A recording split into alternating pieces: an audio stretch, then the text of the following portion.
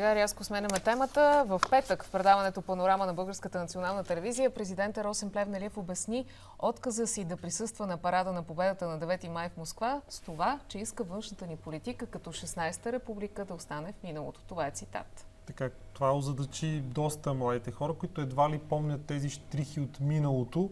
Сега Костадин Чакъров, бивш съветник на Тодор Живков, ще ни каже историята около това предложение да станем част от Съветския съюз. Здравейте и добре дошли.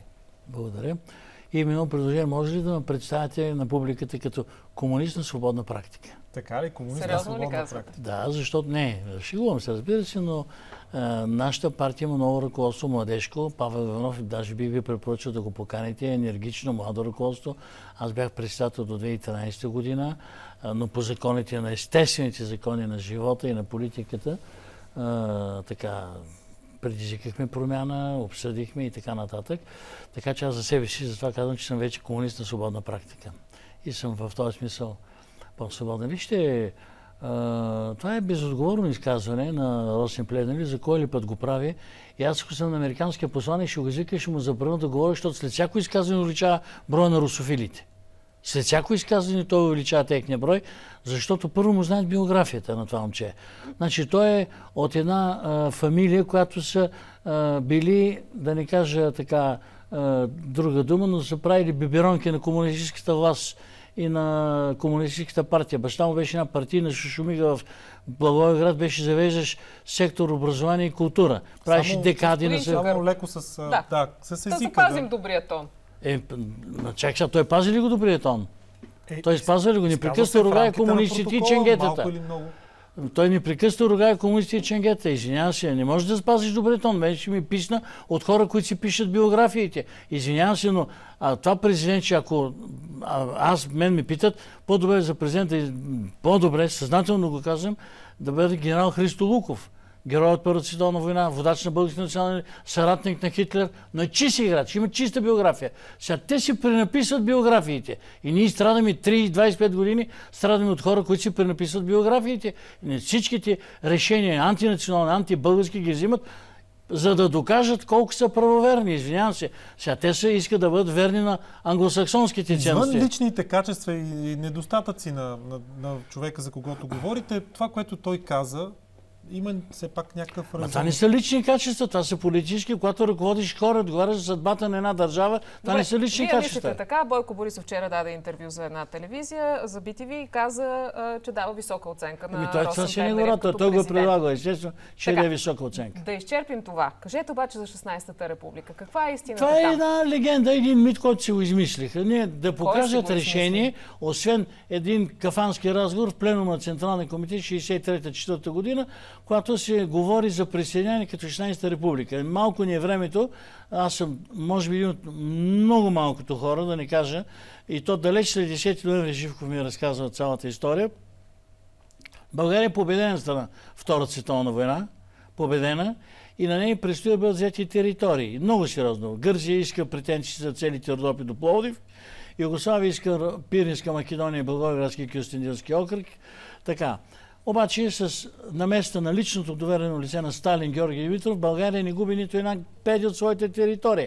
И на преговорите в Париж, защото това, което ви казваме, е фиксирано в договори за вземане и отнемането, плюс контрибуции, наказания и така нататък, нали, в смисъл парични плащания и така нататък. Вишински отива в Париж и каза: България бъде спокойни за своите граници.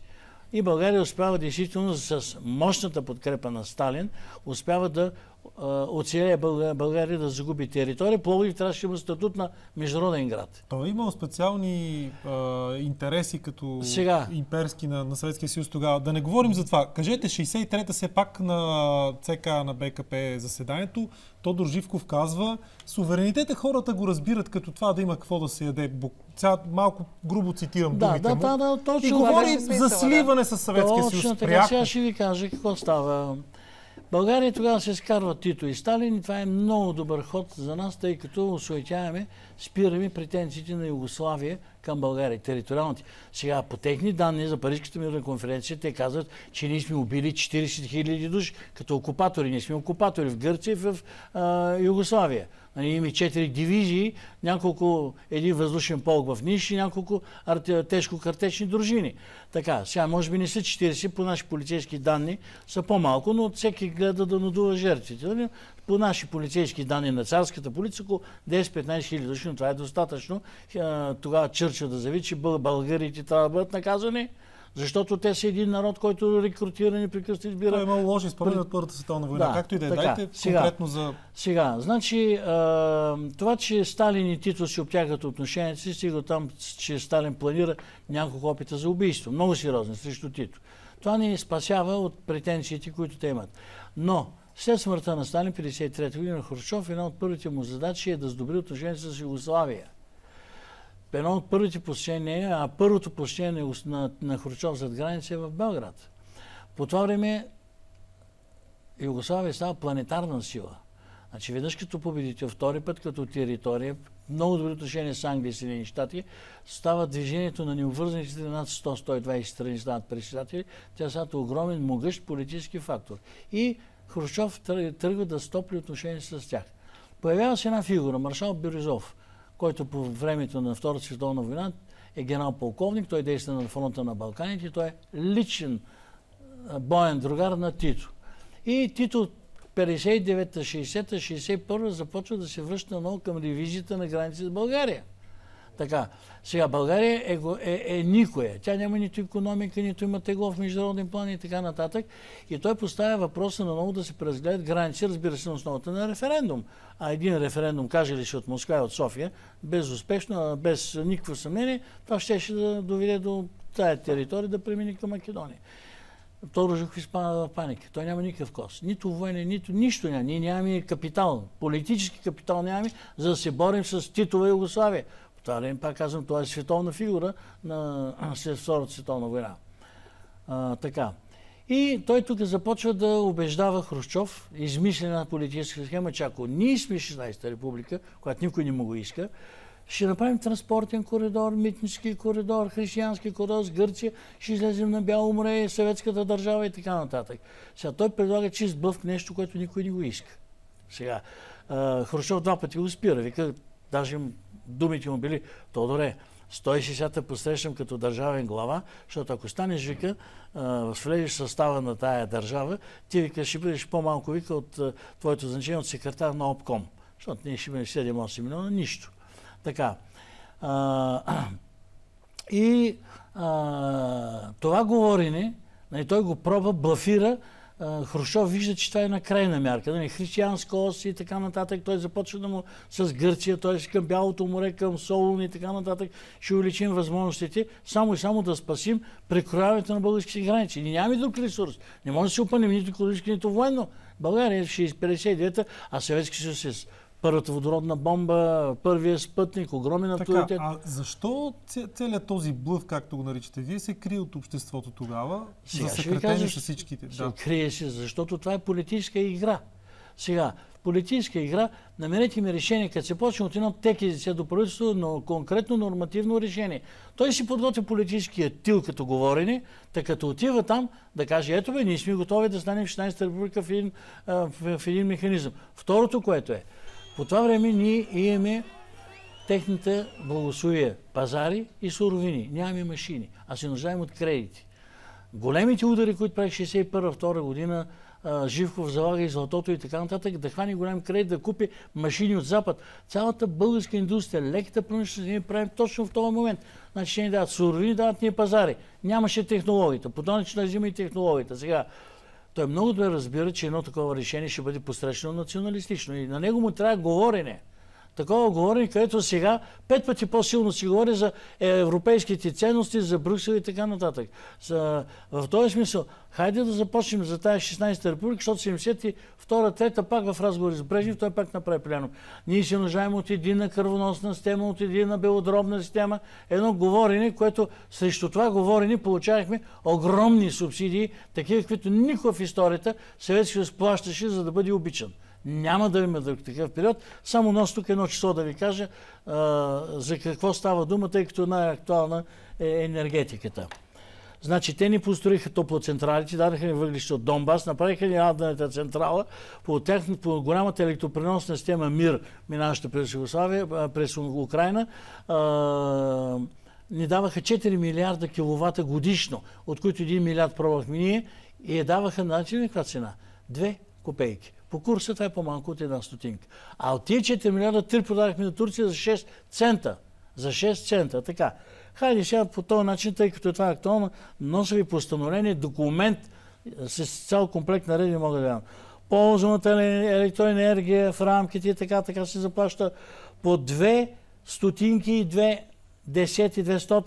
по дневната тарифа и по 1 стотинка, говоря за българската, за киловатт, по 1 стотинка за нощната. Така. Ако електроенергията, това е за битовите нужди. Ако електроенергията се ползва за производствени или за наичийски нужди, така в частни работилници, еди какво се заплаща по 3 стотинки. Извинявам се.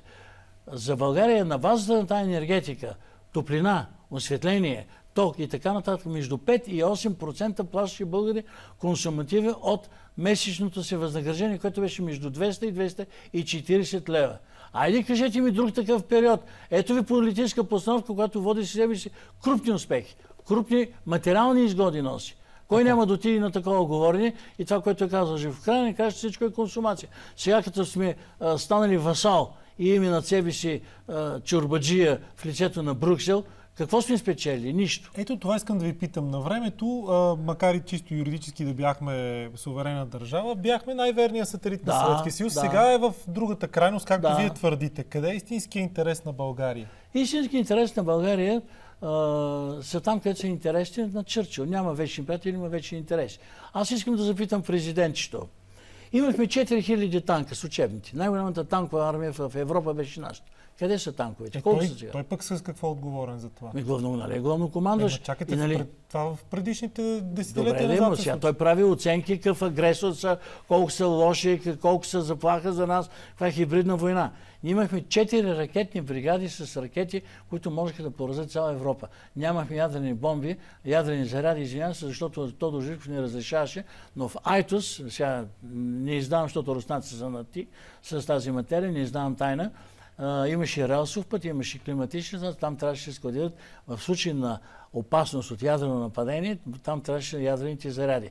Като имахме в Телич най-голямата бригада беше ядрена с ядрени бомби, ракети можеше да носи в Безмер и в Карлово.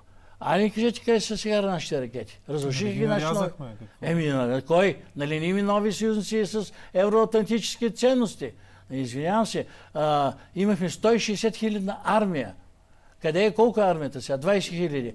Това ли не е 16-та република? Това ли не е васалното? Извинявам се. Имахме военна индустрия, в която те ни дадаха 18 лиценза и България стана една от водещите сили в военно-промишления комплекс в света на 7-мо място. Извинявам се. Къде е тук 16-та република? Васалното. Сега като ходим с безгащи нагоре-надолу и се кланяме на всякакви евроатлантически ценности. Какво получихме от това? По-голяма национална сигурност, 2 самолета. Знаете ли колко ескадрили имахме щурмовете, бойни самолети, изтребители, бомбардачи Сухой, Су-25 и МиГ-29? Страшилището на планета бе. Къде са? Нямаме. Има един МиГ, дето се търкали, майче го влачат с каруци, за да го движат по плац. Така че, ако трябва да говорим, да ги съпоставим с числа, за това го говоря, за всички от нея евроатлантичета, нека да се сетят, че преди евроатлантизма има християнски ценности, има преди евроатлантически. Християнските ценности казват, че името на Бога е истина. Така че да не се крият зад тая 16-та република, която не беше нищо, освен една речева еквилибристика, зад която последва море, изобилие, се къпехме в ресурси. Да не говоря за нефта, да не говоря за гъста, нека за гъста, $20 беше гъста. Сега я купуваме по 465, след 2 години няма да има газ. с тая антибългарска политика, където спряхме Южен поток, България 17-18 година обръщат тръбите, руснаци ще отидат към Китай в други посоки, няма да има ток, няма да има и парно, баба Гицка не може да стопли един чай. До там ще я докараме. Недете с тези мрачни прогнози. Ма не са мрачни, това са реалности. Ако руските политици бяха приели този блъф, както казвате? Няма как ще го приемат. Те, собствените им държави, Белорусия и Украйна, имаха статут на самостоятелни държави, за да бъдат гласове в ООН. Нито международната обстановка позволяваше, нищо не позволяваше. Това си беше чист блъф, едно речева еквилибристика, говорене, вижте колко сме добри, колко ви обичаме. Ама срещу това нещо вървеше поток. Вървеше огромен поток, който вдигна българската икономика на крак. А защо в мемуарите си Живков казва, че това е лъжа, че тези хора, които го твърдят, са шарлатани, идеята за 16-та република? Вижте, в 16 той затова и го засекретява. И трябва да приключим с това, да знаете. Той го засекретява разговор, не иска да си говори, защото, пак казвам, от това те правят извод, че се готвило действително присъединение. Но той тогава не може да го каже, че това го правя, за да спра Тито. Това го правя, но той това не може да го каже. Политиката има допустима граница и мярка. Така че това, което го казва той, е един блестящ политически ход, който запази националните граници на България, постави България в изключително монополно положение на връзките с Съветския съюз, от което България спечели огромни предимства в българската икономика и достигнахме до тези неща, че България в света, по данни на Икономическия и социален съвет, по качество на живота, включващо потребление, производителност, образование, култура, здравеопазване и така, беше на 29-то място в света. Сега сме 84-та, 5-то място. Благодарим ви за това участие, Костадин Чакъров, както той иска да бъде представен малко на шега, комунист на свободна практика. Да. Добре.